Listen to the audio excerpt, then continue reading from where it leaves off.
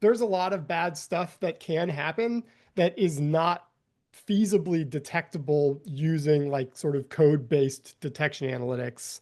And so like threat hunting is kind of the scalpel that you can use to then go in and sort of do more precise searching for bad things where you're able to search in context and like noise is less of a problem there than it is when you're doing like at scale detection engineering.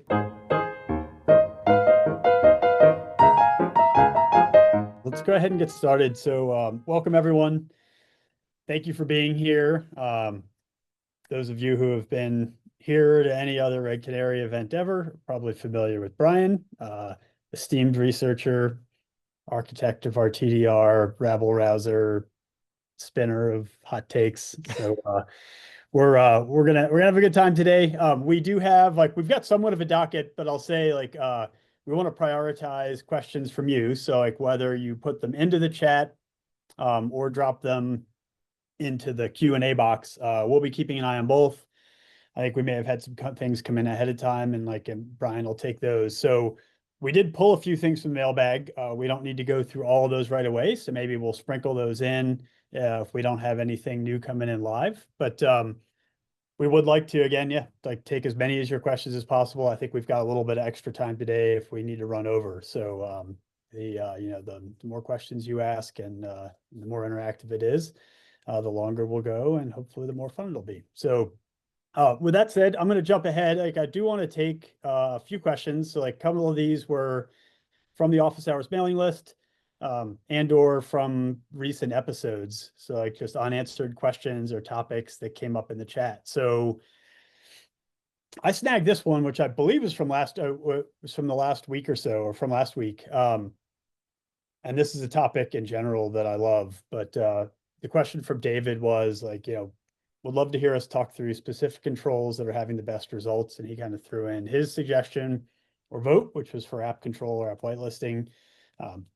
She mentions has deployed around over around 500 assets for going on. I didn't realize the math there. That's 10 years. No malicious code succeeds since and no breaches, which is awesome. I will say one of the the earliest days of Red Canary, I think one of the controls we always appreciated most was application control. So Bit9 in the early days, things like that.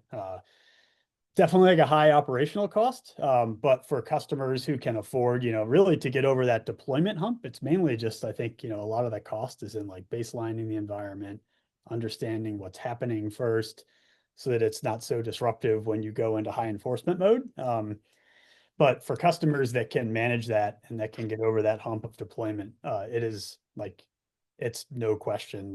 You can almost tell an environment that has app control running, even without knowing it, just by looking at the types of events that occur, the type of threats that we see, the absence of certain types of threats. So, yeah, I don't know. Love that question, Brian. What do you if you had to pick, specific controls that you think have the best results or you're most bullish on? What do you got? I mean, I think app control is probably one of them. I've never really been close enough to the IT side of the shop to be responsible for deploying app control across an enterprise. However, one year, Matt Graber and I were working on the threat detection report, and we very specifically assigned ourselves to, we were trying to add mitigations to every section, right? So we always tell people how to detect things, but we wanted to add something proactive to every section. And we found that pretty much every technique we were looking at, or maybe 6 or 8 of the top 10 techniques, the mitigation was if you can deploy Windows Defender application control, you can completely close off these, 6 really prevalent avenues of attack for LSAS memory and PowerShell and WMI and all these other things. So yeah, I mean, I think that that app control is super important. I also think that having, and this will kind of bleed into one of the questions we might get later, but having some sort of single sign-on identity-ish thing that's federating access, and sort of checking, fingerprinting browsers and stuff like that to make sure that no one's logging in through a um, wacky device that you're not likely to see. And then this is all of these are kind of cop outs, but multi-factor authentication kind of changed the world in a lot of ways. So like in terms of controls, I would say like things that which I kind of am thinking of as more preventive than reactive. Um, yeah, app control, MFA, Mhm. single sign-on through like some sort of identity broker are all, huge things for an organization.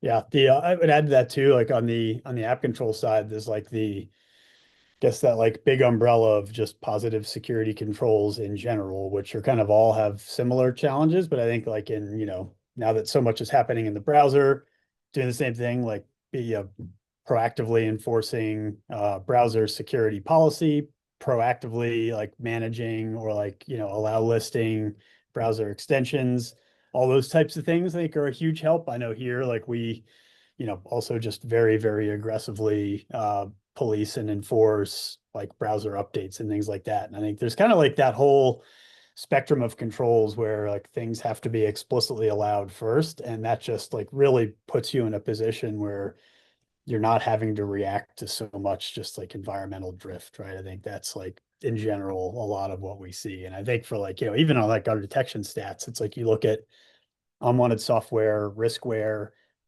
crap people download off the internet, like that is such a massive percentage of stuff that we find and are helping customers like untangle. And one of the hardest things to do is figure out like whether those are malicious or whether they're just unsanctioned, unknown, and like getting out from under that, I feel like is just such a massive like a massive advantage. And we got a related question from the poll, which is our thoughts on like a default deny approach, which I guess is kind of one way you can go about doing app control. And I think like that is really the problem with app control is that you have to really have your stuff together if you're going to go out and just say like, here are the things you're allowed to use and everything else is default denied. Like just politically, that's going to cause you major, major problems within your organization.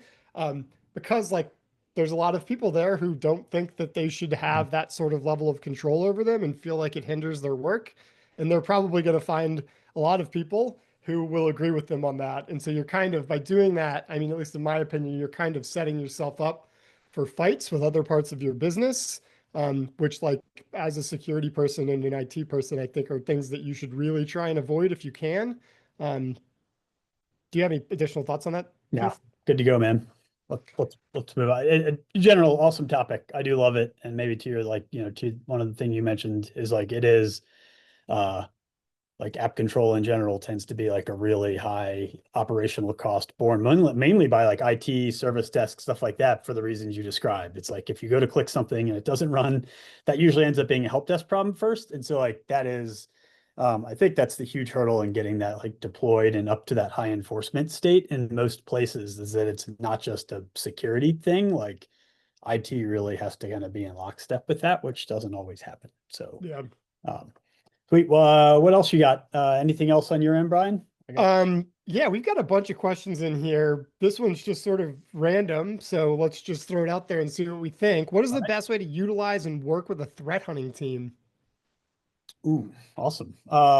Good one. Let's see. Here, So I'll start because I read the question already. So like, yeah, and go I'll, ahead. I'll start really, really hand wavily, which is sort of like the way I kind of view threat hunting is it's that part of your security organization that exists to go out and sort of find problems or threats that, the more mechanized parts of your security operations center can't, right? So in the context of Red Canary, I sort of think like we've got all of this coverage based on detectors and stuff that goes into our engine that's really programmatized and there's machine learning and there's human overview of all of that. But like there's a lot of bad stuff that can happen that is not feasibly detectable using like sort of code-based detection analytics. And so like threat hunting is kind of the scalpel that you can use to then go in and sort of do more precise searching for bad things where you're able to search in context and like noise is less of a problem there than it is when you're doing like at scale detection engineering. Yeah, and I'll add to that too. There's the I think the just overall, like I'd say like just the environmental baselining is like a great way to work with those teams. Like, to your point, Brian, you've kind of got that mechanical detection, you have your controls in place. So you've got your, endpoint, like your EDR maybe alerting, you've got your like identity systems that may be alerting. And so that's that kind of like mechanical detection that should just work and happen. But for me, and then there's like threat hunting for things that they missed. And sometimes that can be like, like looking for specific attacker behaviors, right? Like new intelligence becomes available. And so it's definitely like an augment to the detect component. But I will say for us too, like some of like the most leverage we get from threat hunting, a lot of times, particularly when you land in a new environment, or if you're part of an organization internally and you're just going and like trying to get your head wrapped around like activity in the first place, is just like starting with like, we've got Surveyor, which is a free tool, but I'd say you can do this stuff like inside of most SIMs and like EDR platforms, which is just like flatten out a certain type of activity, like look for RMM tools, look for scripting utilization, things like that. Just bucket that stuff, even put it in a spreadsheet if you can, just roll it up and just start looking at the stuff that's less frequent, or, the things that are rare.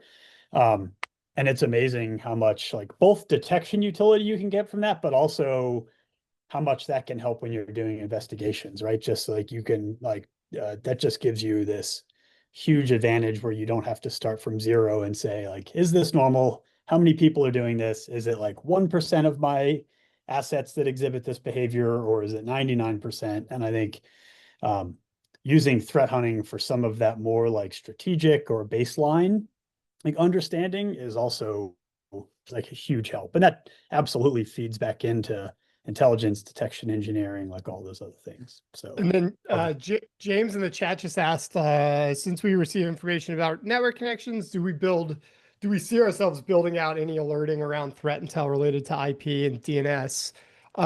We already do. Like there's a good bulk of detection, like not direct detection necessarily, but like supportive detection that's going on in our engine is based on things that we have found that are more signature or IP based.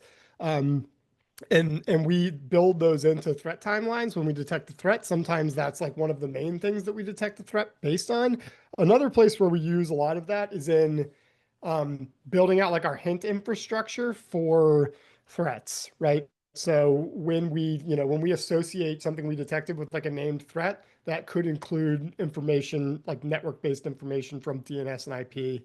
And we don't spend a ton of time writing and talking about that publicly, but it is going on in the background for sure.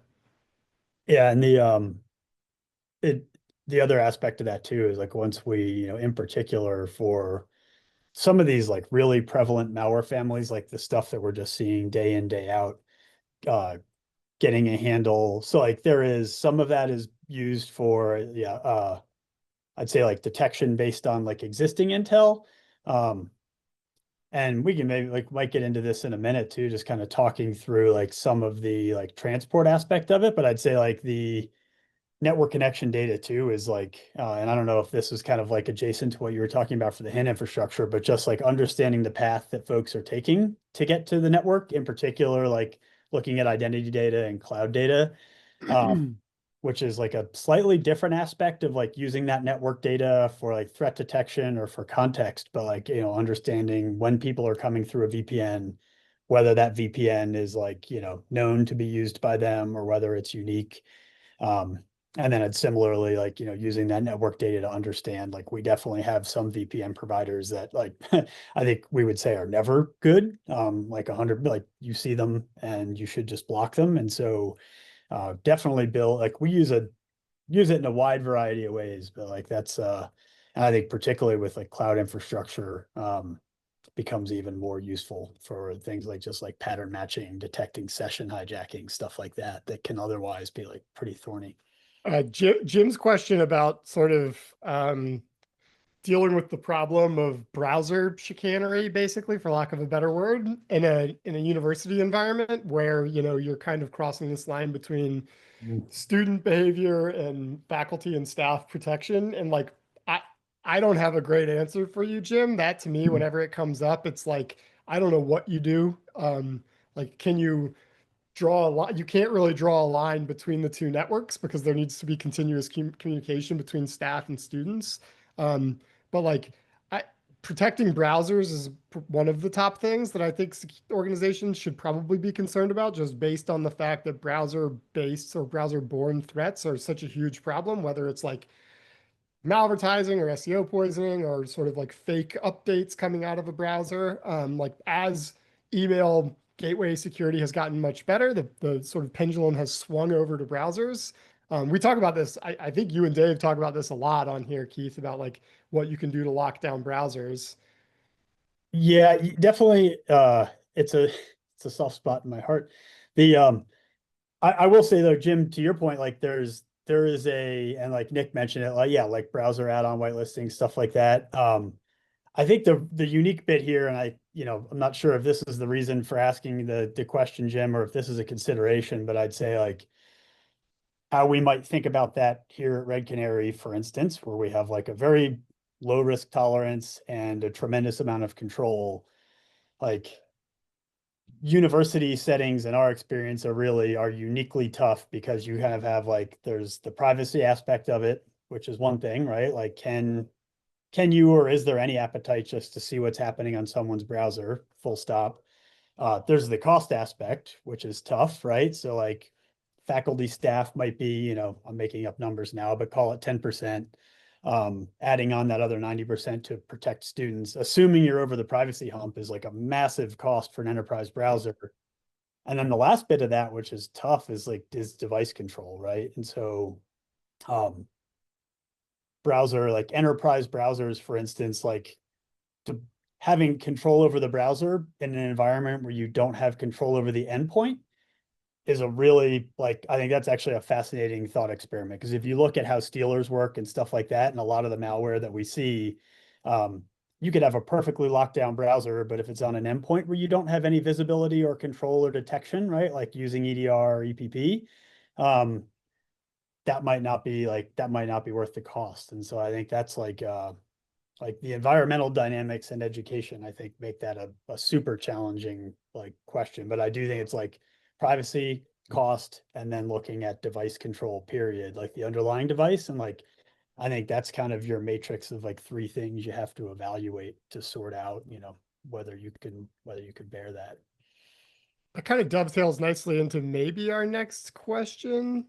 I don't remember what the next question is on the There's slides. there's the browser user agent question, Oh, right. Yep. which is Brian, we were literally just talking about that this morning. I know. That's what I was saying. And if we were like nerding out on like identity threat detection in particular, and like there was the like one of the use cases that I was just kind of asking about as Brian was going through our threat data, I was like, how like just doing some simple stuff like saying, Brian Donohue uses an iOS device with this version and a browser that looks like this, based on like user agent version, whatever you can get out of there. And like you can kind of pin to that and say, this is the standard. And if anything deviates from that, like, throw a red flag. If any versions ever go backwards, like that should be an impossibility, right? That's like a time travel situation, or more likely a bad person. So I don't know, like Brian, what else? Like, yeah, I know you've been digging around in this data, but like, what have you seen there? Well, the one thing that like immediately stood out when I pulled our data was we had a massive increase in detections. And this kind of ties in not to this slide, but maybe the next slide, or maybe the slide after it. Let's come back to this one. Go to the next one. Yeah, got it. This one? No, yeah. So, right, this is what spurred our conversation. So, initially what I started thinking about this is like I kind of disagree with the premise ever so slightly, just because so many organizations now are enforcing mobile device management policy, if you want to use your personal device to work at all, and also through single sign-on, which we were talking about earlier. But to your point, Keith, like when I looked at our detection data, there's a massive increase in valid accounts abuse. And the reason for that is because of like just an increase in identity adoption. And we started going out and looking for let's see what happens if we start detecting suspicious VPN usage. And it exploded. And I would argue that like if someone is using a VPN, like a consumer grade VPN on a corporate asset, you should be concerned about that. But the problem is when you have your mobile devices SSOing into the same SaaS applications and resources, you then are saying we're going to apply these same rules to mobile devices where they're not corporate owned a lot of the time. So as I was looking through all these suspicious VPN detections, sure enough, most of them, well, almost all of them, as I was spot checking them, were coming from devices that were mobile, right? So we were seeing like, we track the device. So you look in the threat timeline, you click the little drop down, you see the device, the operating system version in the browser, and it's like mobile Safari, iOS, Google Pixel 8, mobile Chrome, right?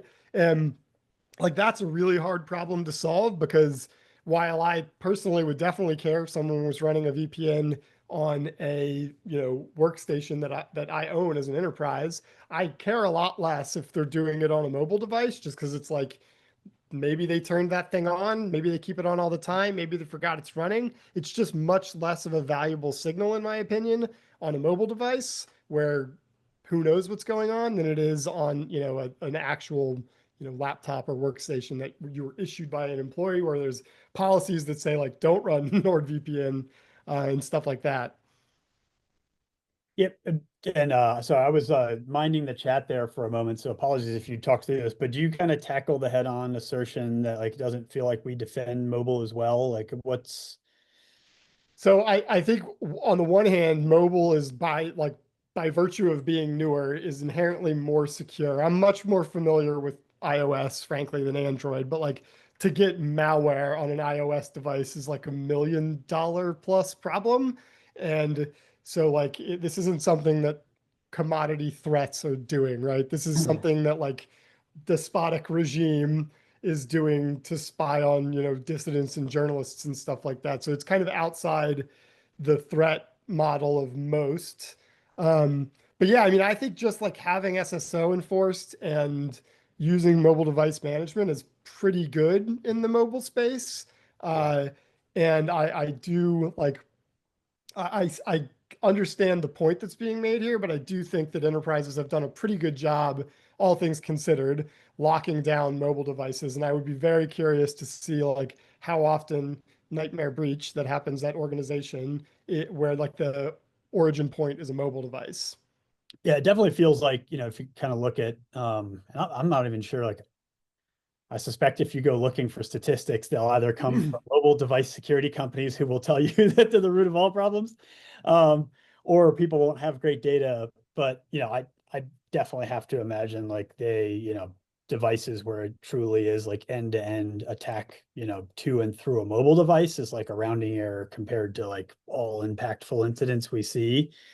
But Brian, I think I agree with your assertion that I think basic MDM plus strong identity controls is probably like what most enterprises are doing, like anyone who's kind of like medium level of maturity or higher. And I think that's probably plenty good enough, right? Like kind of going back to that use case before, like as long as I know it's your device, and it's a device that I have like some degree of familiarity or trust with, and I feel really good about my ability to protect identity and ensure that your session is also really you, like using, like FIDO2 or like biometrics.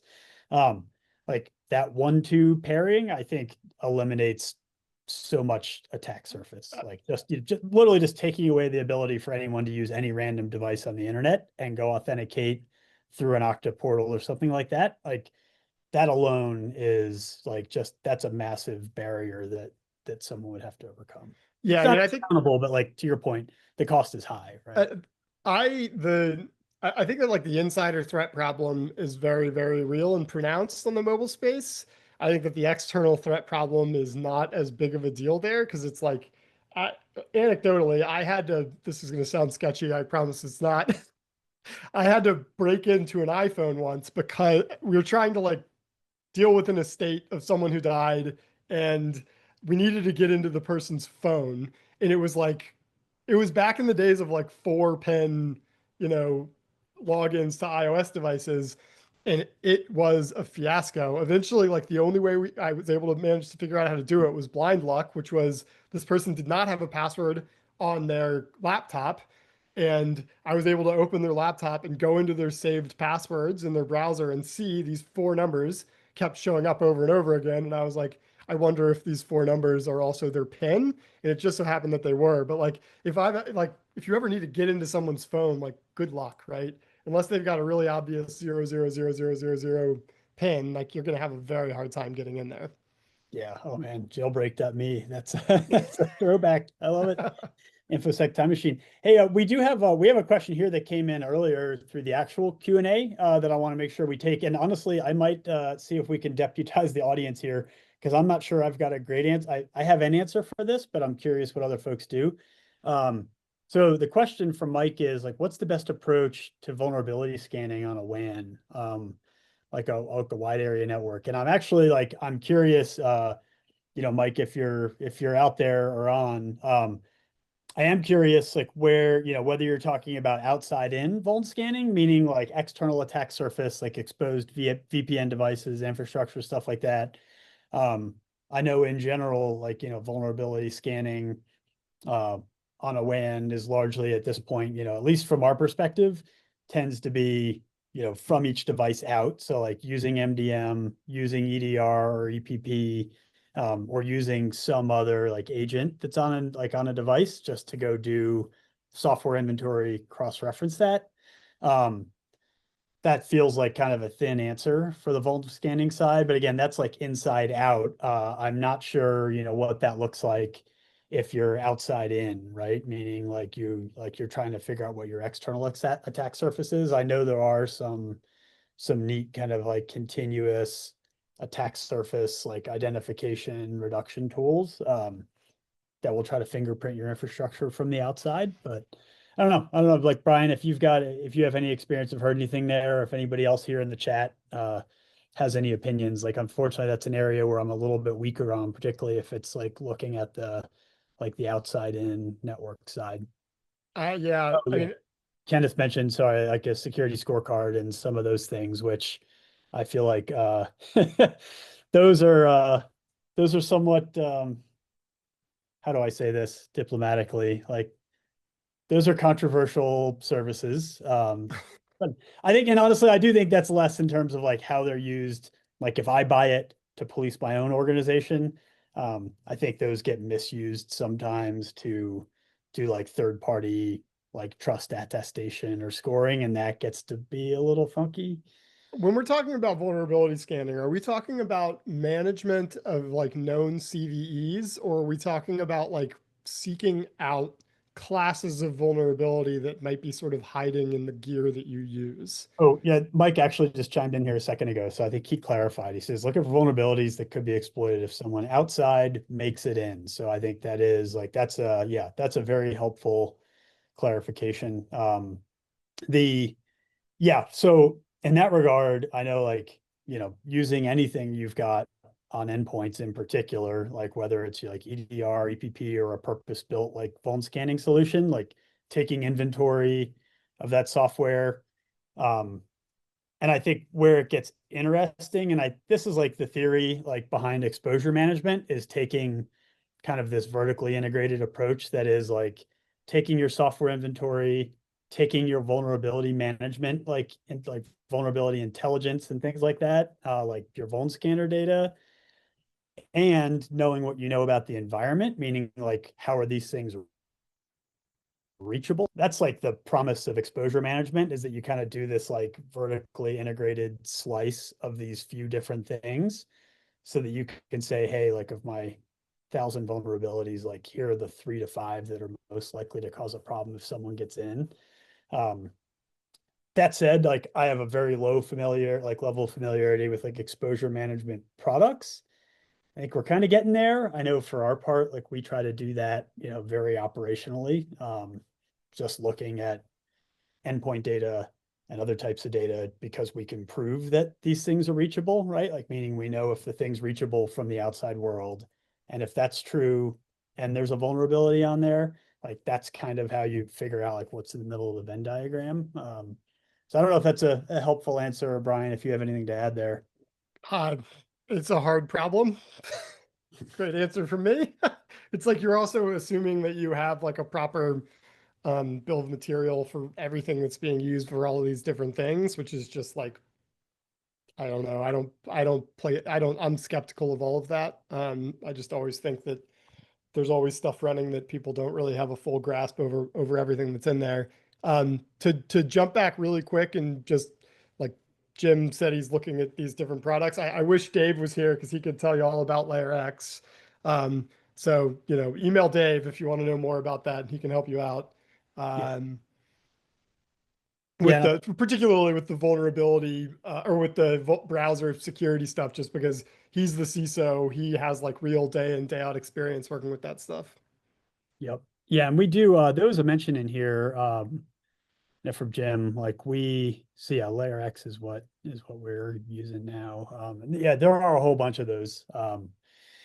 Sorry, I was just kind of going back to the to tie off the browser question, but yeah, from like a vuln scanning standpoint, I do think that's like there is so much you can do, mentioning just like threat hunting and baselining and stuff like that. And I think maybe the last thing I'll say there when we wrap up is like, I swear this is not a commercial for Surveyor, which is just like an open source project we have out there, but I do think there's like a subtlety in like looking for vulnerabilities, which is like, a lot of times that stuff, or most of the time, that tends to focus on a piece of software with a CVE that is exploitable under some set of circumstances. And one of the things that I think we've seen a number of times is like the much more common problem is actually just like software misuse or abuse, meaning like abusing native features of existing software just that weren't intended. And I think you kind of mentioned, Mike, going and doing threat hunting for stuff like that. And I think that's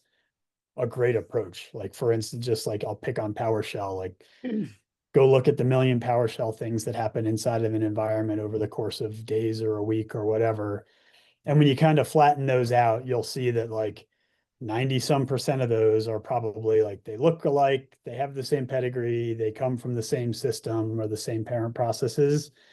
And then you'll have like a small percentage that are outliers. And I think that's like an interesting and maybe like it's not folks kind of default MO when you say like I want to go look for software vulnerabilities, but like a lot of software vulnerabilities manifest as just misuse or abuse before we realize there's a CVE. And so that threat hunting approach I think is huge and super valuable.